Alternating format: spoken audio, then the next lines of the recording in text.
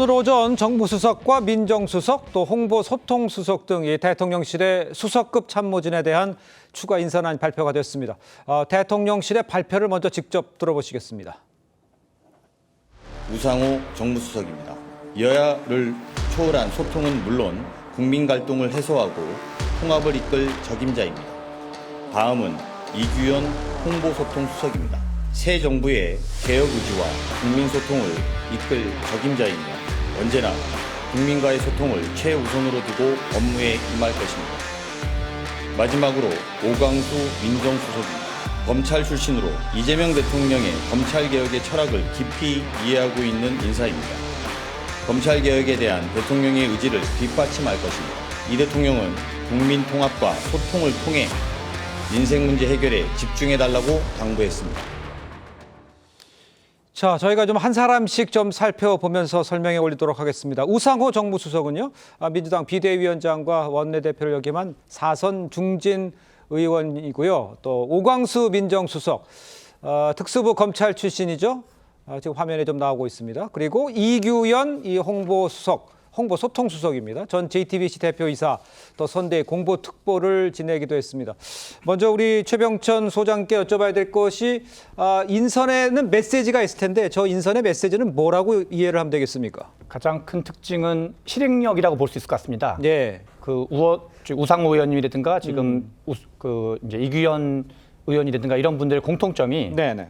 이재명 대표와 같이 일을 해봤거나 내지는 민주당 내에서 이분은 이런 분야에서 실력이 분명한 사람이다 라는 공감대가 높은 분들이거든요. 우상호 의원은 워낙 어떤 이제 그 여야를 막론하고 두루두루 원만한 소통 및 또 어떤 합의점을 만들어 나가는 걸로 워낙 유명하신 분이고요. 네. 그다음에 이제 이규현 의원 같은 경우도 이번에 워낙 이제 또 언론계에서 오랫동안 계셨던 분이어가지고 네. 이제 오히려 좀 약간 주목을 끄는 건 이제 오광수 민정수석에 대한 그 내정인데요.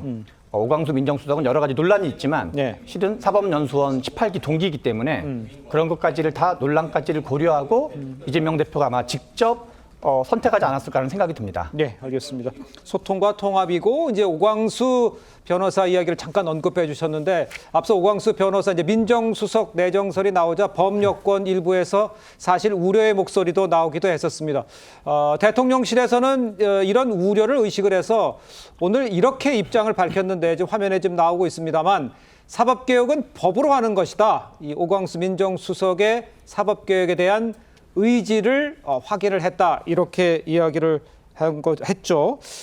대통령실의 사법개혁 밑그림 먼저 김영주 교수께서는 어떻게 보고 계십니까?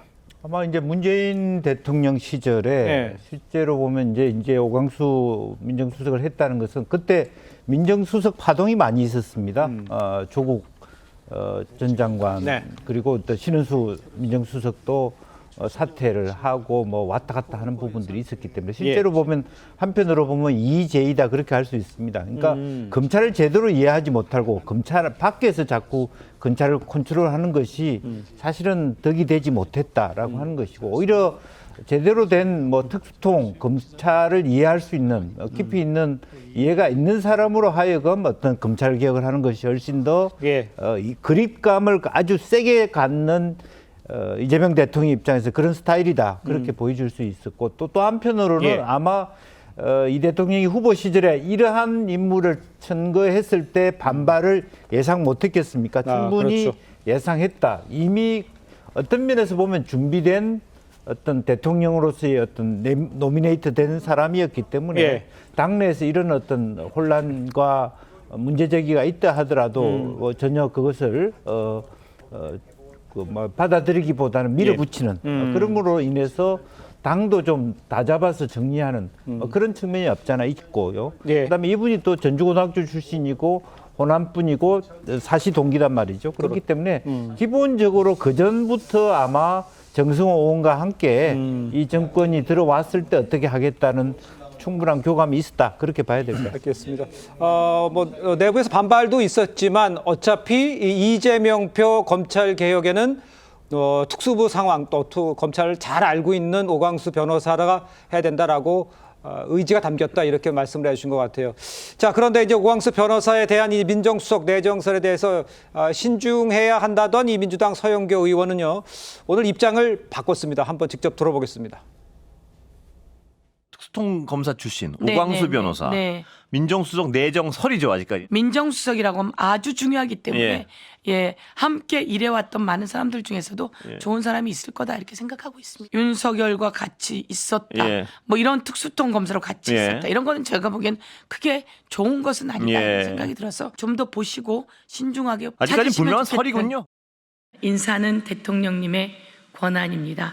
대통령님께서 충분히 검토하시고 국민에 대한 충직을 충분히 검토하셔서 이 수석들에 대한 인사를 했다 이렇게 말씀드리고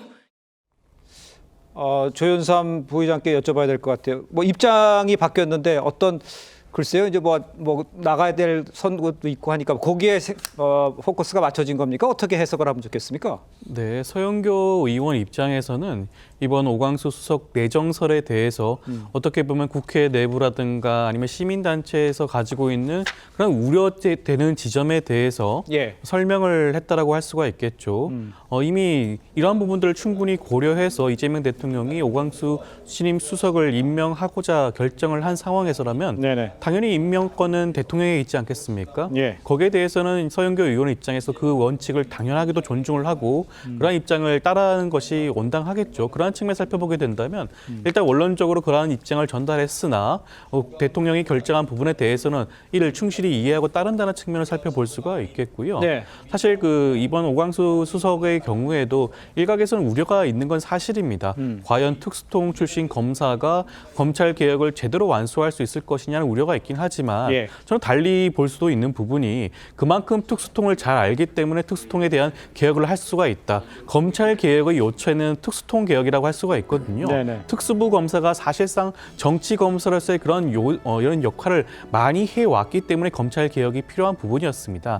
잘 알고 있는 오광수 수석이 그런 부분들에 대해서 이재명 대통령과 충분한 교감을 가지고 개혁을 완수할 수 있는 그런 역할을 충분히 할 수 있지 않을까라는 생각이 듭니다. 그러니까 이제 법여권 일부에서 이제 오광수 수석 이 특수통 검찰 출신이기 때문에 과연 민정수석이 되면 검찰 개혁의 동력이 약해질 수 있다. 또 뭐 친윤 검사들의 환호알린다. 뭐 이런 지적도 사실 있었던 게 맞는데 어떤 여러 가지 곡절을 겉해서 결국은 오광수 민정수석이 됐다. 그러면 어떻게 보십니까? 밖에서는 소위 말해서 이재명 대통령표 검찰 개혁이라는 것이 어떤 식으로 이어질 수 있다고 보세요? 저는 오광수 수석이 검찰 개혁을 끌고 갈 것 같지는 않고요. 그렇습니다. 이미 이제 검찰은 부패범죄하고 경제범죄 중에서 일정 부분만 수사권을 갖고 있거든요. 네네. 그러니까 이 시행령을 개정하는 부분은 이제 국무회의에서 할 일이기 때문에 사실은 특별히 제가 볼 때 검찰 개혁을 끌고 갈 만한 내용은 없고 오히려 경찰 개혁을 할 가능성이 있죠. 예컨대 지금 이제 그 민주당에서 주장했던 부분이 검찰 개혁의 그 내용이 뭐냐면 예. 검찰은 이제 그 기소권만 갖고 공소 유지만 갖고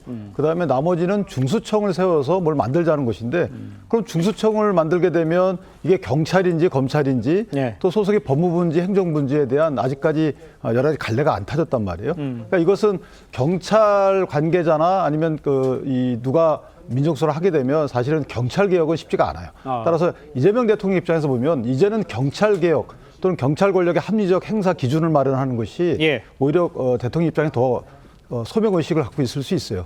그래서 아마 특수통 검사를 배치했다고 보고 조금 더 제가 현실적으로 안 좋게 얘기를 한다면 이제 칼 끝에 서 있는 게 아니라 칼자루를 졌잖아요. 네네. 칼자루 진 사람이 검찰 권력을 당분간 일전 과도기에 내려놓겠습니까? 따라서 일단 본인에 대한 수사 내지 전 정권에다 수사에 칼끝을 쥐고 네. 칼 손잡이를 쥐고 그러려면 일단 특수통이 필요한 것이고요.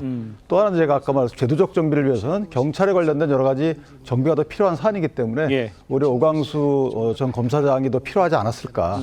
그리고 뭐 이 정도까지는 저는 뭐 대통령의 재량이라고 보고요.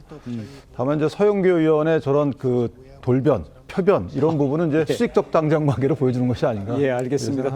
그 당내 상황, 민주당 내 그 여당의 당내 상황은 잠시 뒤에 짚어보고 정광재 대변인께도 같은 질문 드릴게요. 그러면 국민의힘 입장에서 봤을 때 오광수 수석에 대해서는 어떤 평가를 내릴 수 있으시겠어요? 일단 전 뭐 대통령이 처음 하는 그 인사와 관련해서는 네. 대통령의 인사권을 존중해야 한다는 생각을 갖고 있습니다. 네. 근데 윤기찬 변호사님 말씀하신 것처럼 이재명 대통령이 정하면 민주당은 쉽게 토를 달지 못하는 이런 수직적인 당정 관계의 일면을 지금 그대로 보여준 거 아닌가 싶고요. 아하. 지난 3년간 윤석열 전 정권이 실패하는 과정에서 우리가 분명히 비판받은 부분이 있습니다. 네. 수직적인 당정 관계. 그러니까 윤석열 전 대통령이 하려는 방향에 대해서 그것이 민심과 어긋난 경우에라도 이 무조건 따라가는 방식을 연출했기 때문에 네. 지난 정권이 실패한 측면이 있는데 이런 식의 인사, 그러니까 이재명 대통령이 정하면